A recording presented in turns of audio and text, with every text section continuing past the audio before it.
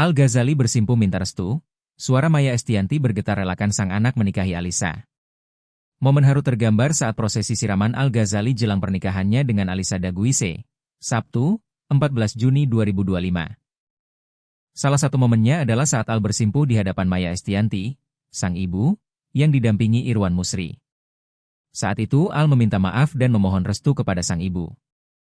Maya Estianty kemudian memberikan wejangan. Ia membacakan pesan haru berisi nasihat kepada Al-Ghazali yang akan melepas masa lajangnya untuk menikahi Alyssa Daguise.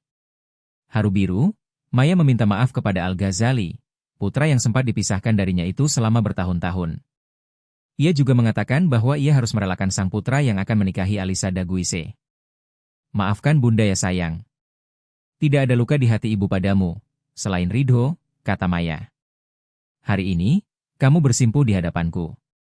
Bunda harus merelakan genggaman tangan kecil yang dulu kugenggam saat melahirkan, ujar Maya, seperti terekam dalam akun TikTok Bluesky. Maya Estianty terharu saat mengucapkan kata-katanya tersebut. Ia sempat tercekat dan suaranya bergetar menahan tangis ketika merestui Al-Ghazali.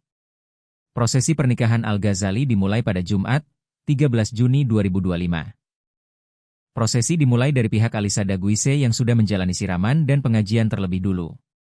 Kemudian, pada Sabtu, 14 Juni 2025, pihak mempelai pria melaksanakan prosesi siraman dan pengajian jelang pernikahan.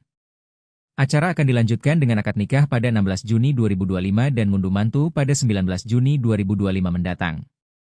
Sejumlah selebriti dikabarkan akan hadir dalam pernikahan dan siraman Al-Ghazali. Sebut saja Raffi Ahmad yang sudah menerima undangan hingga Prabowo Subianto yang dikabarkan akan menjadi saksi nikah.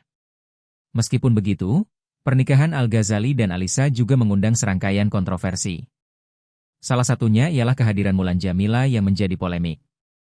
Maya dikabarkan tak akan menghadiri acara ngunduh mantu yang digelar oleh pihak Ahmad Dhani dan Mulan Jameela. Ia mengatakan bahwa ia sedang ada acara ke luar negeri pada saat acara itu digelar.